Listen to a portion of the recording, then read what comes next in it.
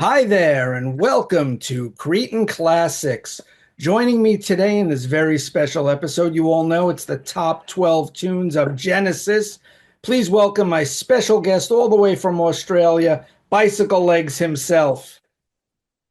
Thanks, Davey. Always a pleasure to do a show with you, whether it's on my channel or yours. Always a good time. Now, you people out there in YouTube land have seen Bicycle Legs on my channel with the great Todd Evans. We counted down the studio albums of progressive rock and rollers IQ from England, and now we're doing Genesis from England, who got their start about 15 years before IQ. Now, Bicycle Legs was the third person to ever have me on his YouTube channel because we started talking in the comments and developed a friendship through that. So I am finally welcoming him to my channel, Cretan Classics, alone for the first time. Long overdue. So welcome, Bicycle Legs. Thank you. Thank you very much. Now we're going to count down our 12 favorite songs by Genesis. British prog rock institution started in the late 60s, went through the early 90s, sort of came back with an album later in the 90s. They've had a couple of reunion tours since then. They're not an ongoing concern, unfortunately, but they've left us with 15 excellent studio albums, let's say. There's really not a duff one. And we're going to pick our favorite songs. Maybe eventually I'll rank the albums here myself because you've done it on your channel, right, Bicycle Legs? Yes, I have. Yeah, it was a tough ranking too.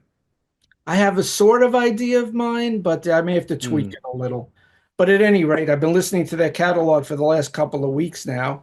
So I'm ready to go on our tunes here. So why don't you start us off with your number 12 and number 11, please?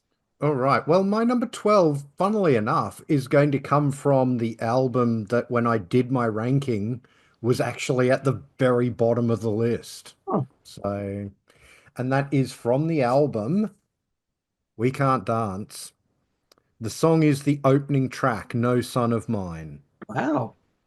I think that's a terrific song. I remember, I was eagerly waiting for this album when it came out in 1991, and I bought the CD single of No Son of Mine.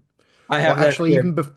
even before I bought that, I went into a record store and I listened to it in the booth, which you could still do back in the early 90s. Mhm. And I remember listening to it and thinking, this is going to be a great album. I love this song.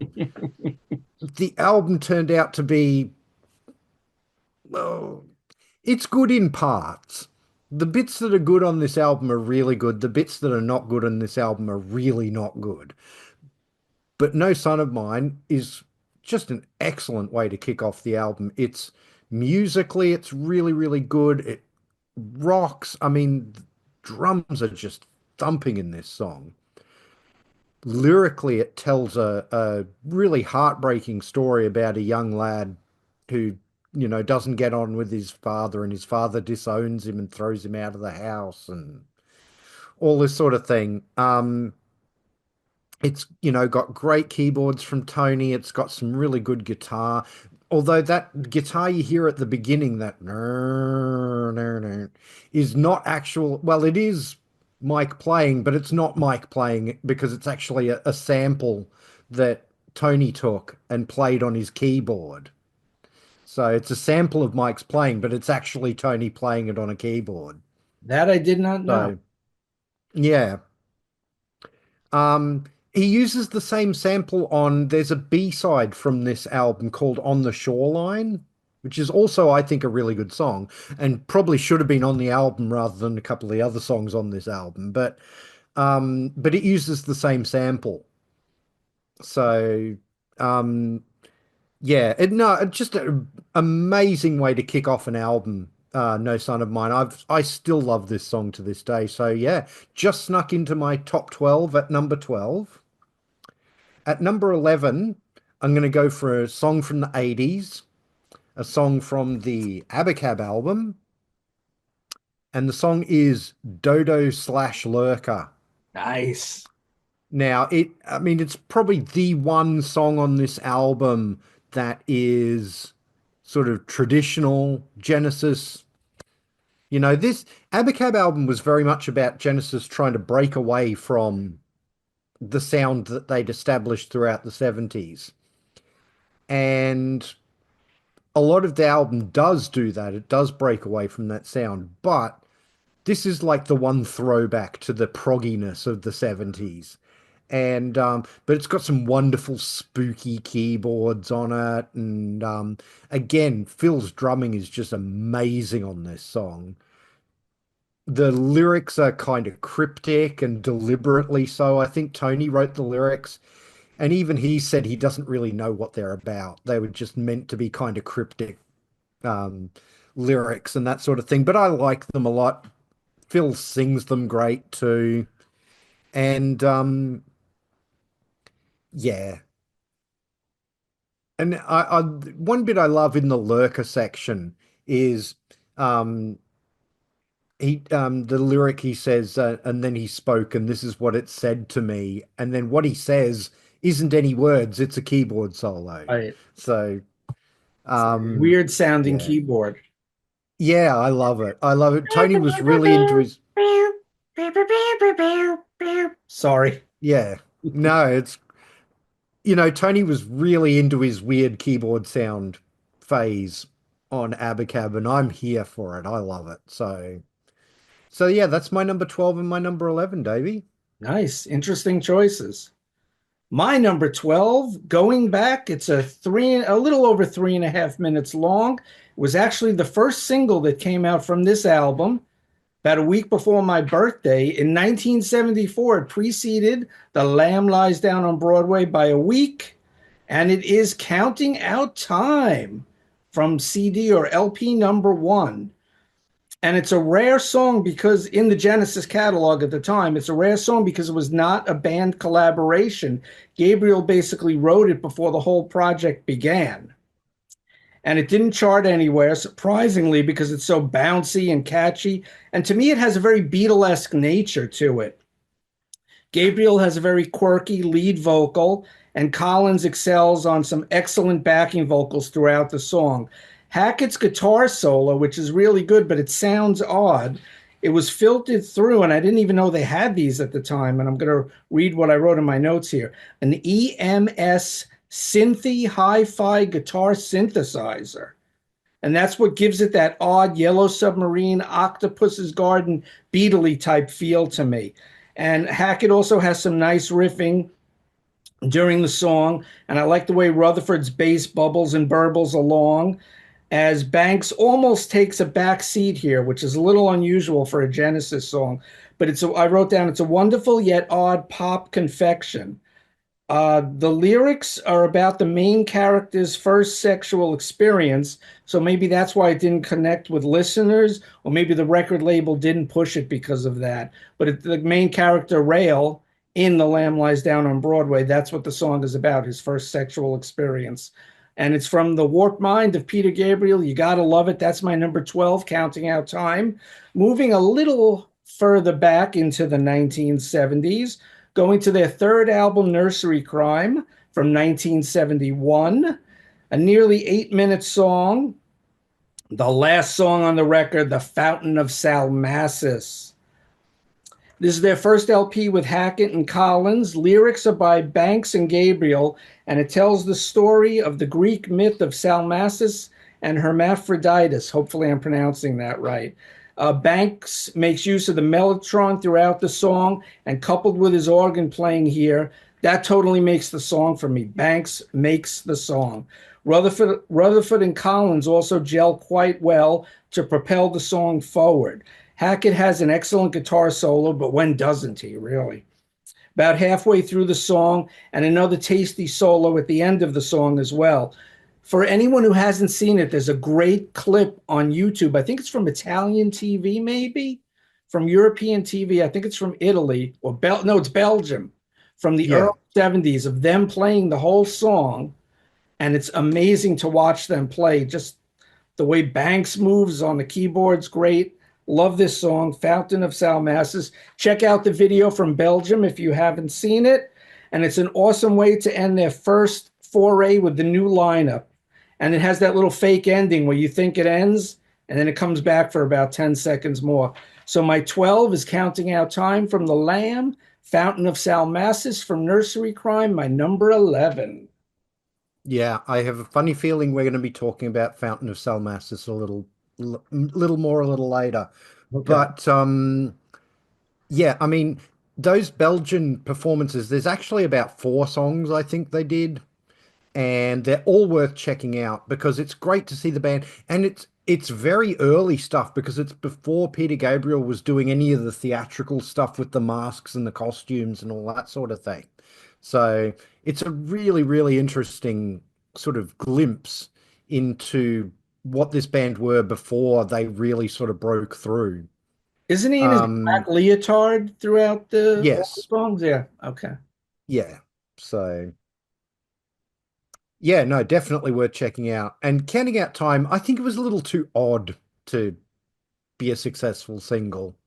I always thought the treatment on Hackett's guitar in the solo was Brian Eno because I know that Eno did do some treatments on the Lamb. Um, they credit him for enosification. Yes. So Odd credit. yeah. All right. Well, my number 10 is going to be from one of my absolute favorite Genesis albums. This was a top three album when I did my ranking, and that is Duke. And the piece again, it's a bit of a two-bunger, like sort of Dodo Lurker, and that is Duke's Travels and Duke's End. And for me, I had to have one of these wonderful sort of instrumental, almost fusiony kind of workouts that Genesis did. And it was a toss up for me between this and Los Endos. And in the end, I gave it to Duke's Travels and Duke's End because I just love the Duke albums so, so much. And, you know, the playing between the three of them is just incredible, but particularly Tony Banks. You know, his keyboard work throughout this is just absolutely stellar. Um, and then it goes through a few different motions, through a few different movements. You get a little bit of a callback to Guide Vocal, which is a song on side one. And yeah, I mean, it's just an incredible, if you want a a piece that's going to give you an insight of just what chopsmanship these three musicians had, I don't think you can do much better than Duke's Travels and Duke's End for that sort of thing. They're just absolutely on fire throughout the whole piece. And then my number 9 is going to be a very early song. It's going to be from the 1970 album Trespass, and the song is The Knife. Probably the first out and out Genesis classic. You know, maybe you could argue Stagnation, but I would say The Knife is um the absolute sort of first Genesis out and out classic song. It's a little bit inspired by The Nice. That's where the name kind of came from. The Nice, the knife. Huh. They were going apparently. Peter Gabriel and Tony Banks were going to the Marquee Club to see The Nice play on a fairly regular basis, and they were very inspired. So, and of course, the other connection, The Nice, the knife, is that Keith Emerson used to stick daggers into his keyboard Yes. to sustain notes. So it's an absolutely wonderful piece. I am one of the few people, though, probably who actually prefer this version of the knife over the one on Genesis Live. I know a lot of people say the Genesis Live version is better because you've got Hackett and Collins and all that sort of thing, but I actually prefer the studio version. Um, I don't think that John Mayhew's drums are necessarily better than Phil's, but I actually do like Anthony Phillips playing on guitar on this song. I think it's just I like his tone on this song, and I think he plays a great solo in it. Tony, of course, is on fire on Hammond organ. Peter Gabriel just delivers the vocals with such venom, because this song is about a violent revolution and that how, revolutions against dictators more often than not just lead to new dictators. So, that's the sort of the thrust of the lyric. And Peter Gabriel just delivers it with an absolute venom. And I love the little tricky changes in tempo and all this sort of thing. Like the verses are almost kind of bouncy. They're kind of shuffly. And then it gets into the chorus and it sort of gains a little bit of energy. It gets a little faster, and that was deliberate because if you listen to live versions, they get faster for the verses too, and then slow back down for the chorus. Sorry, get faster for the choruses, slow back down for the verses, and yeah, it's just an incredible piece of music. And as I say, the first out and out Genesis classic. So those are my number 10 and my number 9. Number 10, Duke's Travels and Duke's End from Duke. And number 9, The Knife from Trespass. Excellent. And the knife was on my larger list. It just didn't make the cut. No pun intended, or maybe pun intended. Moving on to my number 10 from 1973, 8 minutes long, the opening track to Selling England by the Pound, their fifth studio record. Brum, bum, pss. Dancing with the Moonlit Night. And from that stark a cappella opening, you know you're in for something special. Very sparse instrumentation comes in at about the 10-second mark. And then it has this excellent moody 12-string guitar action by Hackett and Rutherford. And the song slowly builds, and you get Banks on piano, making it even moodier. And then at the 2-minute mark, boom, it just explodes. And Hackett goes to town with some spiraling 6-string solos, showing off his many tricks, including some pre-Eddie Van Halen fast finger tapping. But it was just part of his arsenal. He didn't do the whole solo like that, just part of it.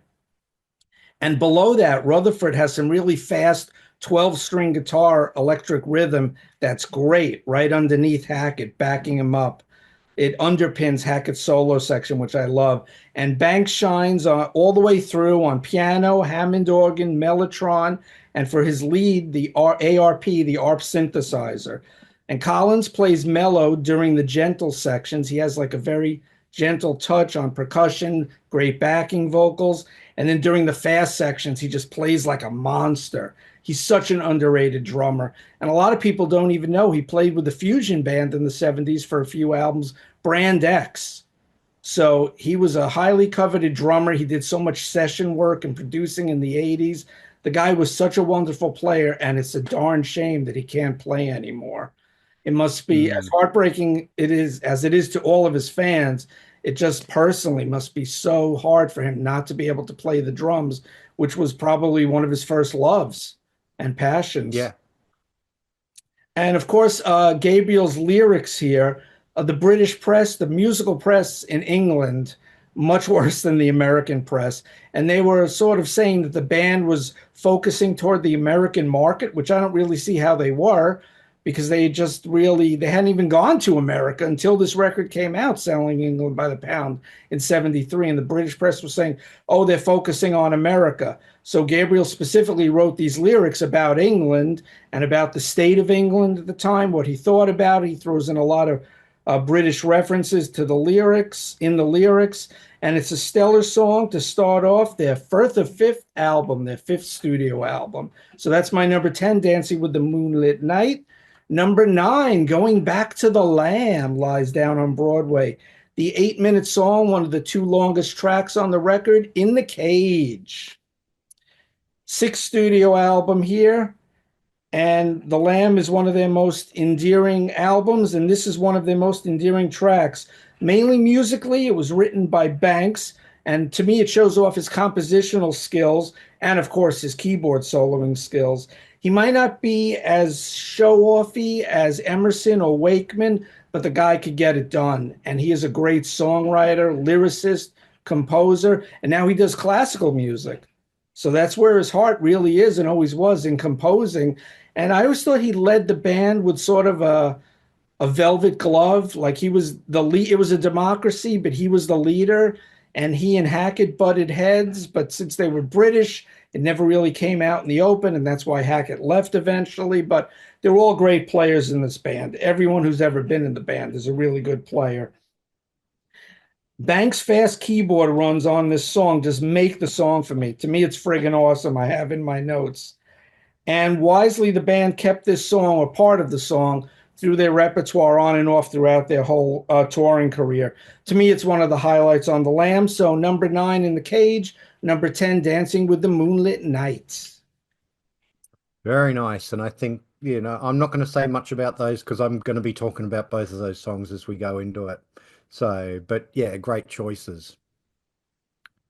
All Thank right, you. my number 8 and 7, I suppose. My number 8, I am going back to Abacab, and I am going for the Tony Banks song "Me and Sarah Jane." Ooh. Now, this is my favorite song on Abacab. It's a really kind of odd song. It's got that wonderful, it starts off with that great um electric piano sound that Tony had that I feel like was very much his. Like I feel like his electric piano sound was different from anybody else's electric piano sound. Um and then it starts off with this kind of whispery vocal uh from Phil, and then it starts to build momentum. It has this kind of odd reggae slash ska kind of feel to it, but it's kind of off kilter. It's yeah, there's a strangeness about this song that I find really appealing. And like Phil's vocals, as I say, they start off whispery, but they get very screamy, like not screamy, but shouty um in some of the verses. And yeah, I don't know. Everything about this song, the bass playing from Mike on it is really, really good. It's just, to me, as I say, my favorite song on Abacab, and Abacab's an album I love a lot. I know our friend Martin Popov, it's his favorite Genesis album. I wouldn't go quite that far, but I think it's an excellent album. And it's also where I first got into Genesis. So the very first Genesis song I ever heard was the title track, Abacab. So um, that could have made this list too, that song, but it didn't. Now, my number 7 is probably going to surprise people only in as much as that it's not higher on this list. And that's just, I think, testament to the quality of these songs that I have 6 songs higher than this one. And it's probably the quintessential Peter Gabriel era Genesis song. It's from the album Foxtrot, and it is Supper's Ready. And I mean, what can you say about Supper's Ready that hasn't already been said? It's an almost sidelong epic. On that side, there's just the little 1 minute horizons from Steve Hackett, which I always kind of feel is a bit of an intro to Supper's Ready anyway. But it's a 23, 24 minute long song, something like that, or maybe even 26. I don't remember exactly how long it is, but it's long. Just about And 23 minutes. oh, there you go. And it goes through a bunch of different movements. It was written mostly all together, you know, jam bits and that sort of thing put together. But then it stops and goes into this completely ridiculous Willow Farm section, which was written primarily by Peter Gabriel. And then it gets, dark and menacing. And then you get the apocalypse in 9/8, which to me is just the heart and soul of this piece. It's basically a keyboard solo for Tony Banks, but Mike Rutherford and Phil Collins are playing this 9/8 rhythm, and it's a polymeter too because they're playing in 9/8, Tony, Mike and Phil, and then Tony's playing his solo on top of it in 4/4.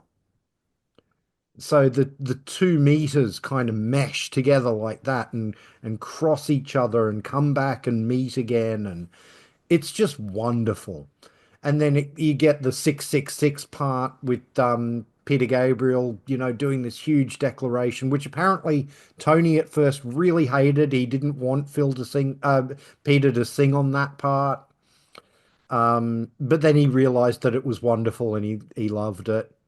And then it comes up, with this just absolutely uh brilliant ending, which, just the bright light comes. And when they do it in concert, um, Peter Gabriel would throw off his cloak and have be dressed all in white underneath, you know, and it's just absolutely wonderful and dramatic. So, yeah, I mean, for a lot of people, it's going to be, maybe even number one. But for me, it's my number seven, Supper's Ready, and my number eight, Me and Sarah Jane from Abacab. Nice. I didn't expect me and Sarah Jane, so that was a nice surprise. My number eight from 1976. Now, this band, after Gabriel left, put out two albums in 1976, and they're both amazing records. My number eight choice is 7.5 minutes long, almost 8 minutes long for number eight. Melancholy Magic from the seventh studio LP and the first without Gabriel. Collins turns in a fine vocal performance on an exquisite Banks composition, and it's all about the mood to me. And Tony Banks' superb playing throughout the song, Mad Man Moon. And this Mm. is the amazing deep track on A Trick of the Tail. Love this song. His keyboard brigade leads the charge here from 2.5 minutes till almost the 5 minute mark. And I love his layered keyboards. They're swirling, they're all over. You get piano, electric piano, probably ARP synthesizer, Mellotron. You just get everything. And I always start trying to count how many keyboards he's actually playing. And then the song just, I get lost in it. And it's sort of like oh my God, John Lord on Deep Purple's Burn. He's playing about three or four different keyboards. He layers his keyboards much the way that Jimmy Page layered his guitars in Zeppelin, Brian May and Queen, of course. And these guys do it with their keyboards, and it just works so well in this song. And it's kind of it's melancholy, it's sad, but it's also uplifting. And this, I wrote down total Tony talent in this song.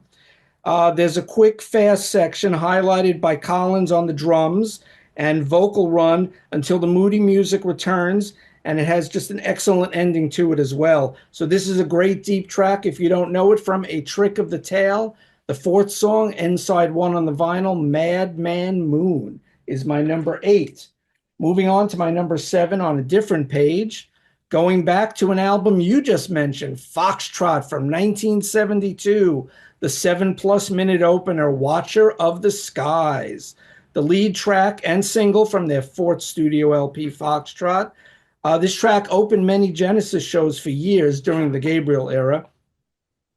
Banks has a stellar Mellotron intro for the first minute 40 before the band comes crashing in, and they're playing in an odd time signature.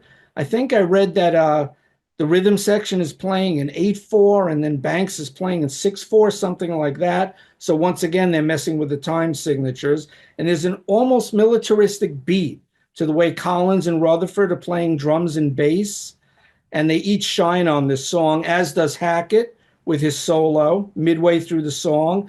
And the title of the song, Watcher of the Skies, which I did not know, comes from an 1817 John Keats poem.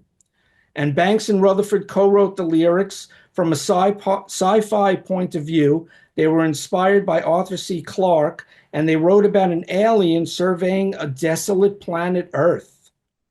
So this is a sterling opener. It has a great ending. One of the highlights of their live performance back in the day, Gabriel with that special glowing eye makeup and the bat wings, and he would just stand still in the middle of the stage. And if you've seen any Genesis tribute bands who dress up, and I have, it's great to see. Watcher of the Skies, my number seven, and Madman Moon, my number eight. Nice. Nice. Couple of good choices there that didn't Thank quite make my list. So good to see. Yeah, Madman Moon is like a totally all Tony production, isn't it? Yeah, he wrote it. Um, yeah, he wrote it on his own, and it like musically, it's very Tony, you know, That's with the why I love it. dramatics and the yeah. So, six and five. My number six is going to be a song that you have already mentioned, Davey, and that is from this album here, The Lamb Lies Down on Broadway, and it's the song In the Cage. Love this song to death, but the version I really, really love and the version that is really important to me is on this album, Three Sides Live. Now, the reason that is because not just because it's a fabulous performance of the song, and not only that, but you get like little bits of um Cinema Show and Colony of Slippermen, like in the keyboard solos and that part. And then it goes straight into Afterglow, which I don't know whether you're going to mention that song or not, because I know a lot of people would put that in a top 12 Genesis list. But I love this performance of In the Cage, maybe just a little more than the one on Lamb Lies Down, but also more importantly, it was my gateway into the Peter Gabriel era of Genesis because I was very much in the early 80s. I only knew about the Phil Collins stuff. Yep. And I got this album and I heard In the Cage and I looked at the writing credit for In the Cage and saw it was, with Steve Hackett and Peter Gabriel as well as Phil, Mike, and Tony. And it was the song that made me think, you know what? I need to go and explore this early Genesis, this 70s Genesis. And and I ended up buying a secondhand copy of an album that I'm going to talk about a little later. Uh, and like for anybody who's watched my ranking will know it's my favorite Genesis album. So yeah, I mean, so it holds a special place in my heart, the Three Tides Live version, because it, as I say, it was my gateway into Genesis of the 70s. And my number five, I'm going to go back to the album Duke. And I am going to go for a rather deep track on this album, but it's a song I've always loved to death. Written by Mike Rutherford, and the song is Man of Our Times. Just an incredible song. It starts off with this, absolutely crashing drum fills from Phil, haha. Um, and great riff from Mike, sung so well by Phil. Um, and you get a little bit of a taste of what would come with Invisible Touch album because he sings, Tonight, Tonight. Um, but I love this song. It's rocking, it's moody, it's incredible. You get some great playing from Tony on it, but particularly you get some of the best work up to this point from Mike on guitars because his guitars on this song are absolutely wonderful. Um, I feel like the guitar parts on the previous album, and then there were three, he hadn't quite developed as a lead guitarist, Right. but by this album, he had found his feet. And he was very much his own man. He was no Steve Hackett clone. Love his playing on this album, but the song itself is just wonderful. It's one of my absolute favorite songs, and it is absolutely my favorite Mike Rutherford solo written song in the whole Genesis catalog. So yeah, that's my number five is Man of Our Times from Duke. Number six, In the Cage, the Three Sides live version. And Man of Our Times was on my larger list, but it didn't make the cut, unfortunately. But it is a great song. I agree with you. It's very uplifting and powerful, and Collins is like the top of his range on that song, but he sounds great. Mm. Moving on to my number six, going back to 1971, 10 and a half minutes, Track one on their third LP, Nursery Crime, The Musical Box. The first album with Collins and Hackett once again. The longest song, it's very dense. It's a rich musical tapestry with Banks, Hackett, and Rutherford all on 12-string guitars on this song. Hackett also has some nice blazing leads on the electric guitar throughout the song. And Rutherford is playing, and I have to read what I wrote here, a Dutron Mr. Bassman bass pedal synthesizer. Another thing, who knew that existed in 1971? Crazy. This song with lyrics by Gabriel tells the torrid tale of murder most foul. Cynthia kills Henry and their kids with a croquet mallet. Gabriel, his writing is just so out there, and the stories he used to tell live. And then his reincarnated spirit comes back to haunt her, and the band end the song with a dramatic flair because early Genesis is all about the dramatics. You used that word before, and I won't spoil the ending of what happens. And the way they would perform it live, it was aided and abetted by Gabriel's costumes and masks a little later on, which he had a big fondness for. And the first time he wore his wife's red dress and the fox hat, the band didn't even know. He just walked out on stage and they were playing like, what the heck is this guy? What's going on here? But that was Gabriel for you, always the showman. It's an amazing song, another highlight from their early stage show. So that's my number six, The Musical Box. Moving on to number five is another mini epic from 1973, 11 minutes long, The Cinema Show, the penultimate track from their fifth album, or their fourth or fifth album, I should say, is a tale of two tunes basically in one.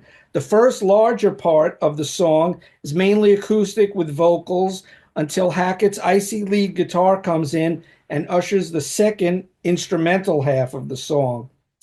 It's basically the band after Hackett and Gabriel had left.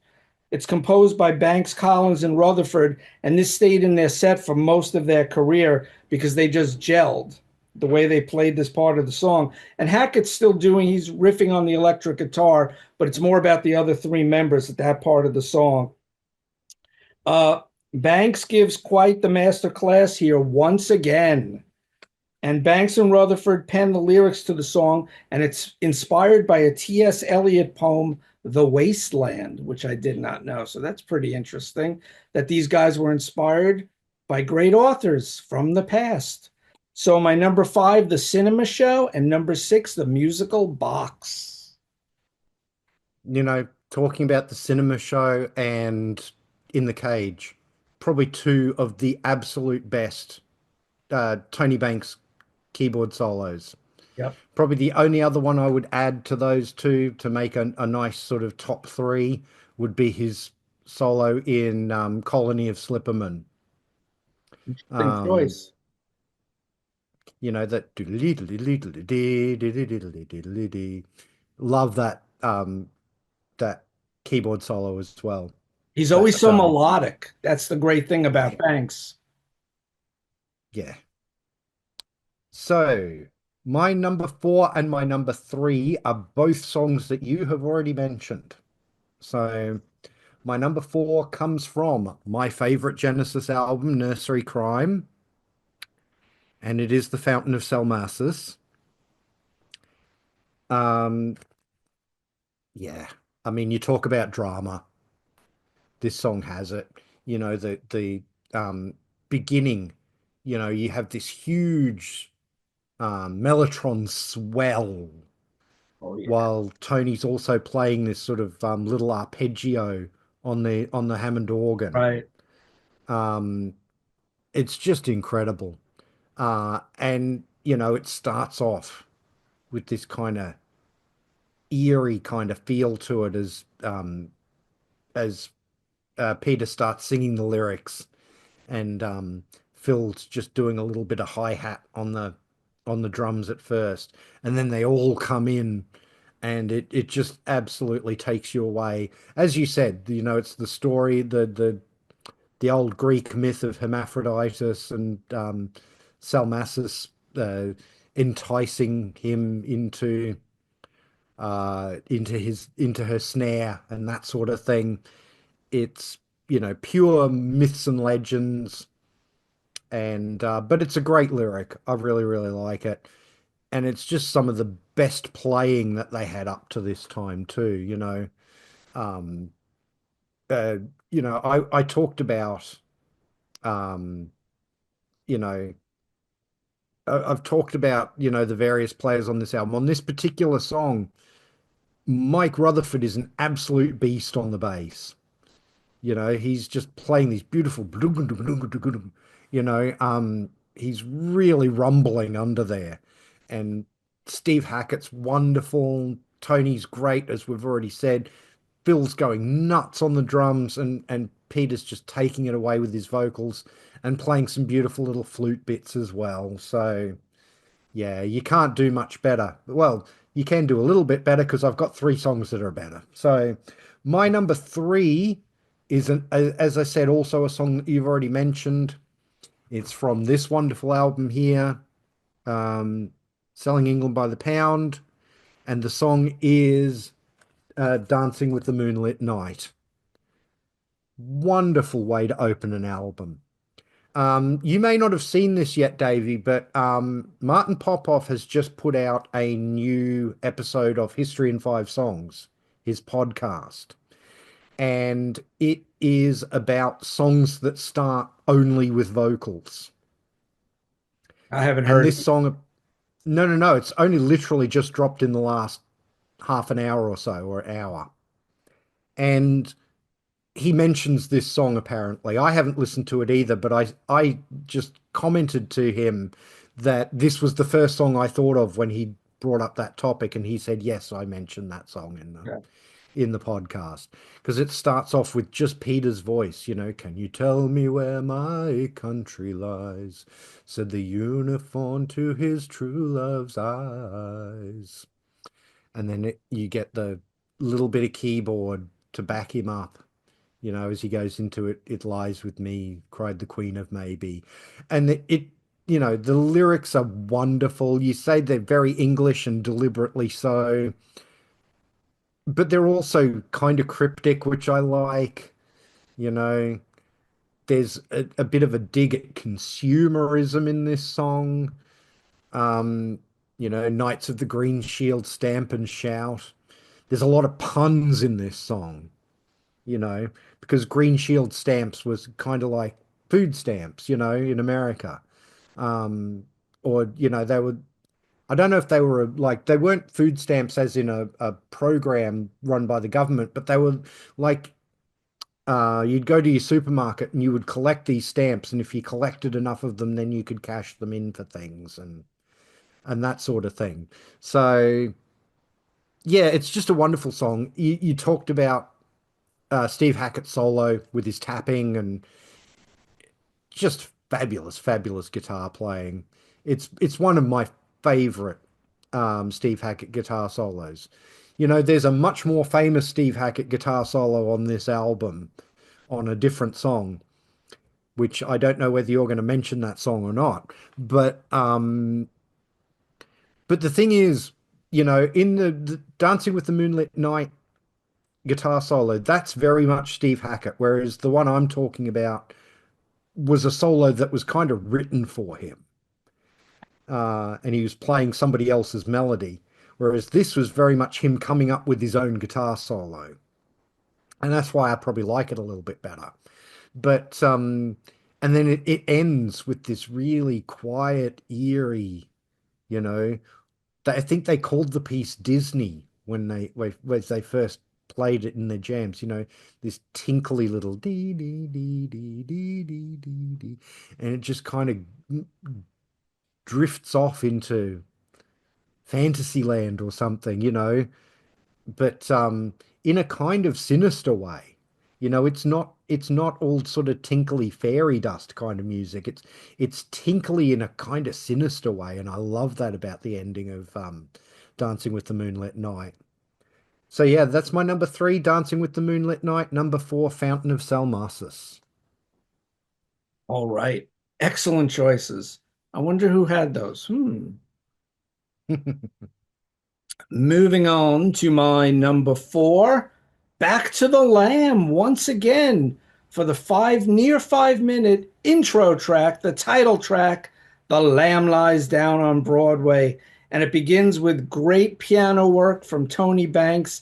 And then the whole band kicks in, and Rutherford is playing fuzz bass on it. It gets that nasty, gets that great tone. It's a little bit aggressive. And Collins is playing all sorts of percussion on this song. He's playing timbales, wind chimes, triangle, glockenspiel, and even more. And I wonder if that's where Neil Peart was inspired to go, adding all those extra percussion tricks and tools to his traps. Because later on for Xanadu, he's playing all that kind of stuff. Maybe he was inspired by Phil Collins because Rush were listening to all the big prog bands and they were inspired by the big six back in the day, including Pink Floyd on my t-shirt, yes, etc., etc. Gabriel inhabits the lead character of Rail, a tough street punk, with his angry lead vocal here, just like you said on a different song. There's also a bit of anger in the way he's snarling. Arr, arr, arr. He has an angry vocal, which fits the character and the tone of the record here. And Collins provides a nice, sweeter harmony vocal throughout the song. It's a nice counterpoint to Gabriel's angry vocal I have, and it adds to the musical richness of the whole piece. And I think it's a phenomenal way to begin the album.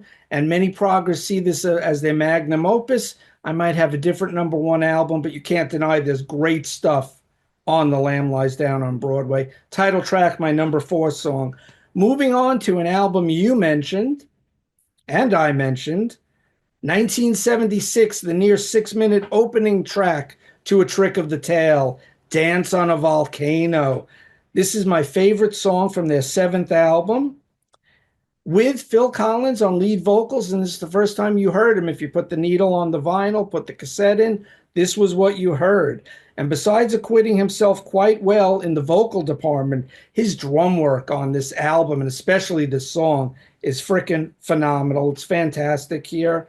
And all four of the musicians shine on this song, and they proved to the world that Genesis was not a one-man band. The press had written off Genesis, oh, without Gabriel, they're going to be nothing. And the musicians came together and said, we have something to prove, and they definitely proved it with A Trick of the Tail in 1976 and Wind and Wuthering in 1976. I told you about my list before. I had 40 songs that I had to whittle down to 12, and 6 out of the 8 songs on this album made my list.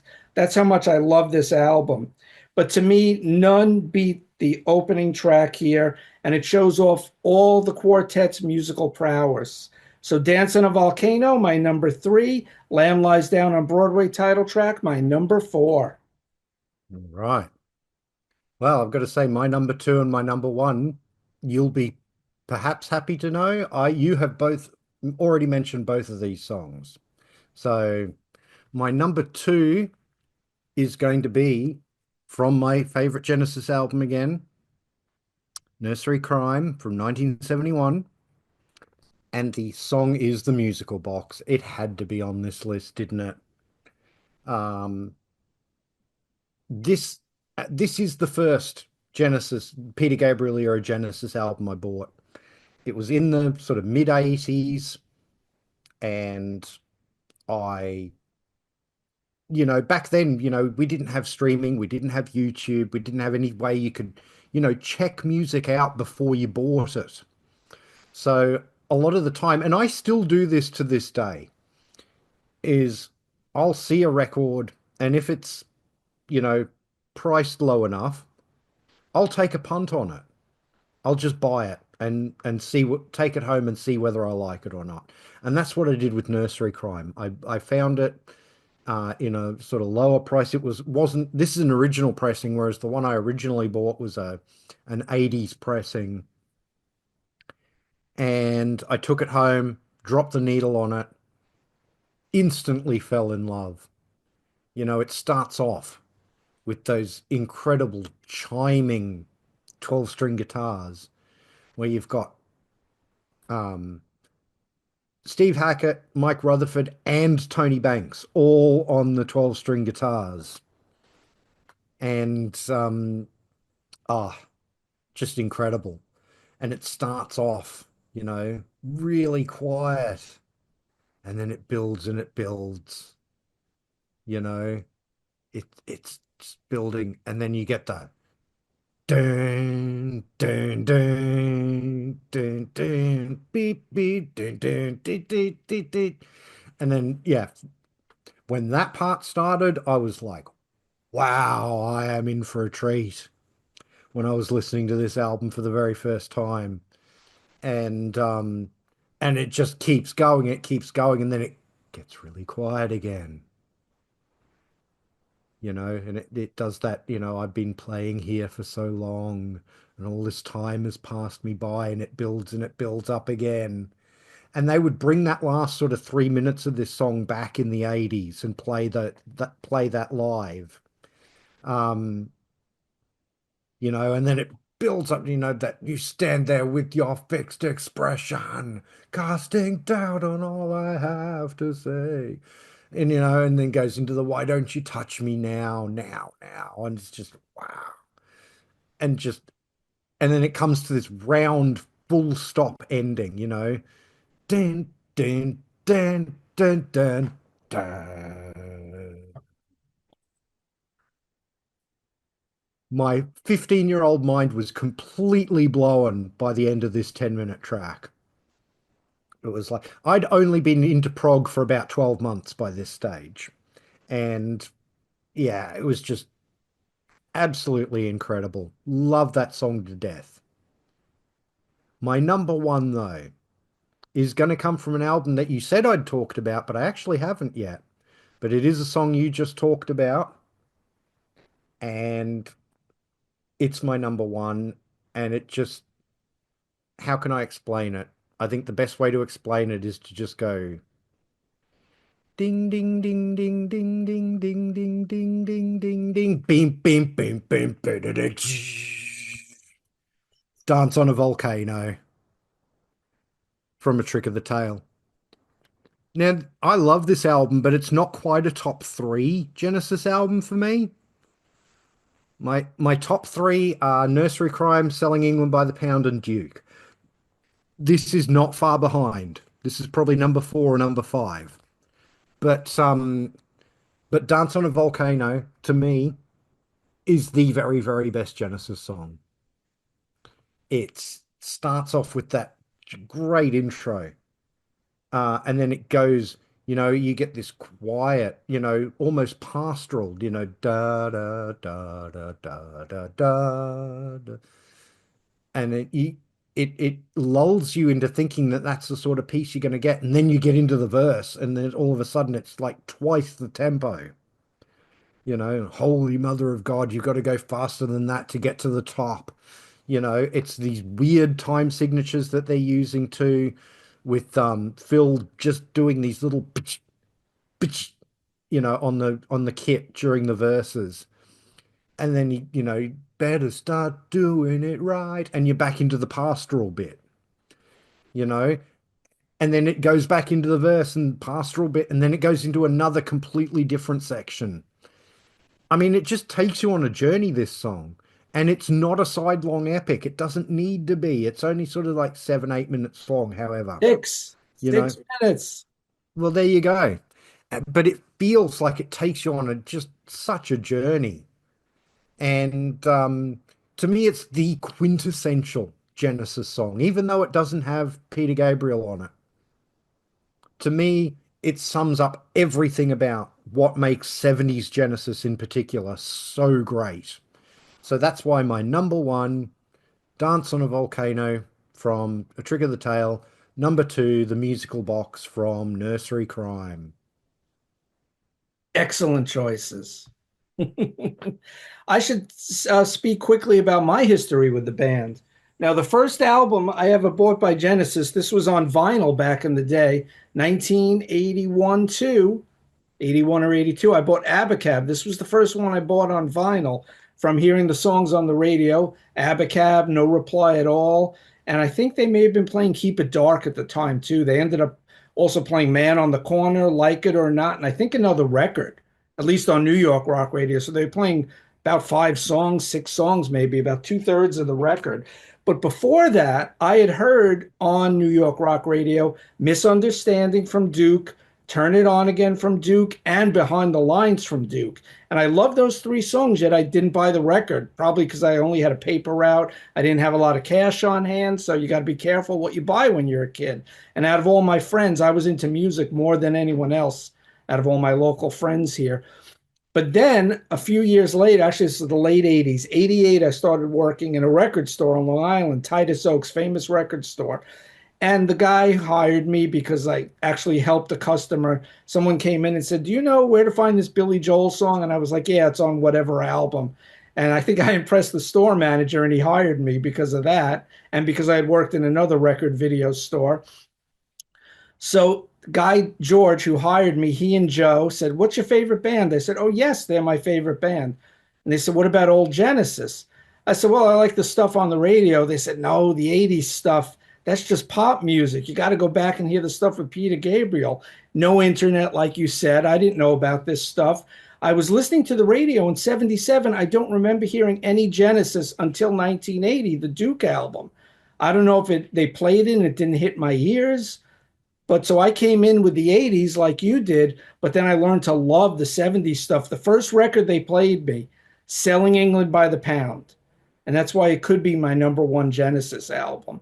So that when I discovered all that old Gabriel stuff and then the Phil Collins stuff, those are all amazing albums. Even Trespass is a great album.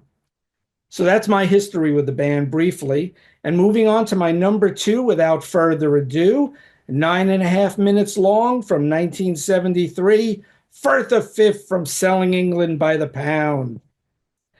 This is one of the most beloved songs in all of Progdom. Banks' piano opening for the first minute is just pure musical nirvana for me. I love that opening. And then Gabriel has a nice flute solo for about 40 seconds. Then Banks goes back to his keyboard work, then synth, piano, synth, and it all leads up to Hackett's guitar solo, which, like I guess David Gilmour, Uncomfortably Numb, this is one of the most best known songs in Prague, the best known and beloved guitar solos in Prague from Hackett. And I've seen him do it live with his solo band a few times, and it's just amazing to watch him. And he has said that this song is a part of him. Like you said, it was based off, I can't remember if it was, I think it was Gabriel's flute solo that he based his guitar. Yeah, Yeah. it's Gabriel's flute solo, but that melody I'm pretty sure was written by Tony Banks. Okay. So So that's what it is. It's just a beautiful, fluid, memorable, amazing solo. And, Hackett's up there to me with David Gilmour. Andy Latimer from Camel is another great guitar player. Steve Rothery from Marillion. Our buddy from IQ, Mike Holmes, all these melodic guitar players who are stellar players, and they play for the song without overplaying. And they're all so yeah, melodic, great players. And this is one of the great solos. And the way the song ends, and then the River of Constant Change vocal part, and then uh, Banks on electric piano there to end the song. Just a wonderful song, 9.5 minutes long. That is my number two for the fifth. And before my you go on number to your one. number one, Davey, before you go on to your number Yeah. one, just wanted to say that guitar solo, apparently that was very much inspired by King Crimson. The idea of doing the guitar solo that way and having the banks of mellotrons in the background, apparently that was very much inspired by because Genesis were huge Crimson fans, right from like In the Court of Crimson King. So yeah. So apparently that's where the idea to do the guitar solo like that came from. So just a fun little fact. That's cool. Thank you for adding that. I appreciate it. Coming in my number one, like you said, there could be no other in all of Progdom. Supper's Ready, the 23-minute epic. The last song on Foxtrot takes up almost the whole side. And it's the epic to end all epics, I wrote down. 7 parts. And the highlights for me in the song, I mean, I love the whole song, but Lover's Leap, the intro, part 5, Willow Farm, the Gabriel part that you mentioned. I just love that part. I think it's amazing. And of course, the Apocalypse in 9/8 section, which is phenomenal. I can't really add anything to what's been said about this, and it's inspired so many bands. Marillion with Grendel, IQ for their epic song that we spoke about recently when we ranked the albums here on Cretan Classics. Dream Theater for their song Octavarium, the title track, their 24-minute song, which beats this by about a minute, and a host of others. It's a true musical tour de force. So that is my number one, Supper's Ready. Number two, Firth of Fifth. Very nice. Thank you. And let's quickly mention before we leave some honorable mentions. All What right. I got three three on? honorable mentions. They're all from albums that I've already talked about. Okay. And they could so easily have been on this list. Uh, and that is from Duke. I had Behind the Lines because again, opening tracks, opening tracks for this band, they were so good at first songs on albums. You could make a playlist of just their first songs, and I reckon it'd be a kick-ass playlist. Yeah, that would be cool. Um, from Nursery Crime, it was very much for my second. I was always going to have Musical Box on here, but for my second song from Nursery Crime, it was always a toss-up between Fountain of Salmacis, which is the one that I went for, or The Return of the Giant Hogweed. So that's an honorable mention, Return of the Giant Hogweed. I love it because lyrically it's kind of daffy. It's this silly song about giant hogweeds taking over the world. And but musically it's just so good. Um, Especially that intro again, it's Tony Banks on a fuzzed up electric piano and Steve Hackett on guitar playing together. So it almost sounds like a synth, but there's no synth on this album. So yeah, I love that intro, the diddly diddly diddly diddly. Again, arpeggios. Great, great stuff. And then one that you've already mentioned, um, and one that I did talk about when you did mention it, the cinema show from Selling England by the Pound. Again, one of Tony Banks' all-time great keyboard solos. Just terrific song. And if I was going to include another song from Selling England by the Pound, it would have been Cinema Show. So those are my honorable mentions, Davey. Okay, and out of my 40, I came up with these three. Domino, almost 11 minutes long from Invisible Touch, 1986, their 13th studio album, written by Tony Banks. I just think this is a glorious song. In the Glow of the Light is so melodic, the first part. And the second part, The Last Domino, which is what they call the last tour recently. And the first half is about 4.5 minutes, and then a little over 6 minutes for the second part. This actually hit number 29 on the Billboard rock charts, even though it wasn't a single. There were so many hits from this record from Invisible Touch, but this is the song I always go to. I think it shows off Banks' genius, his compositional skills, as I've mentioned. Domino. Next, I'm going to go to an album we haven't mentioned, the first album without Steve Hackett from 1978. And then there were three, their ninth studio record, written by Mike Rutherford. The first song on side two of the vinyl, Deep in the Mother Lode. The keyboards on this song, the bass on this song. First album is a trio. Just the way Collins sings, what is it? Get out of the way, Fat Man. Love the lyrics, Mm, love the vocal. This song is just beautiful, melodic, mini 5 minute masterpiece. And then I'm going back to the 80s for my last choice, written by Tony Banks from their 12th album, the Shapes album, the self titled album, over 11 minutes long, Home by the Sea slash, to use the knife from the mm. Trespass album, second Home by the Sea, because it's really sort of one song just split into two parts. Once again, the glorious melodies in the first vocal section.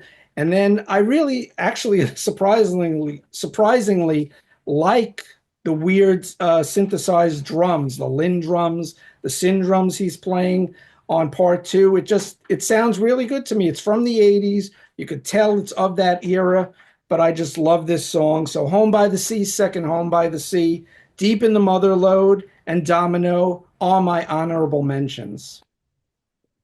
Cool. Good to see a couple of albums that we didn't talk about get talked about in your honorables. Yeah, So just worked out that way. And if anyone could find this out there, Genesis, the Platinum Collection. This is Mm, a great 3 CD collection. And actually, on disc three, which is all the Gabriel era, I chose 6 out of the 9 songs. I'm just playing this in the car today, going shopping. And I put on disc three and I said, oh my goodness, so many of my choices are on here. So this is a great collection to get on CD. And of course, I have other CDs I didn't show really fast. I have Invisible Touch. Oh, there it is. I didn't show this. I have, and then there were three.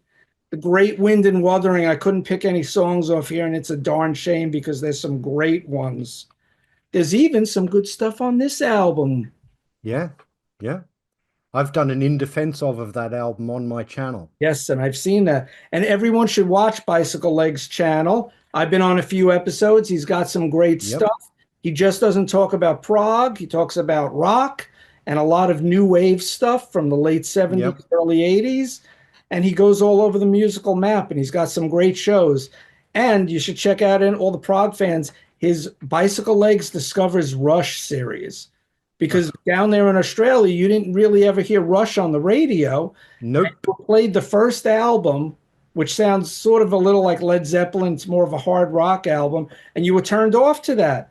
And then it's Mm, all about your musical journey to discovering the greatness of Rush. So I recommend that series to all the prog fans out there watching this. So check out Bicycle Legs channel. He's also on the Contrarians. He's on different channels. You'll see him back with Todd with me early in 2025. Merry Christmas, everyone. Happy New Year. If you celebrate Hanukkah, happy Hanukkah. Happy Festivus, a Festivus for the rest of us. Happy Kwanzaa. Happy New Year. We hope you all have a great holiday season. Thank you for joining us today on Cretan Classics. Check out Bicycle Legs on the Bicycle Legs channel. And always remember to rock out, prog on, and pogo. Thanks a lot, everyone. Take care. We'll see bye. you soon. Bye bye.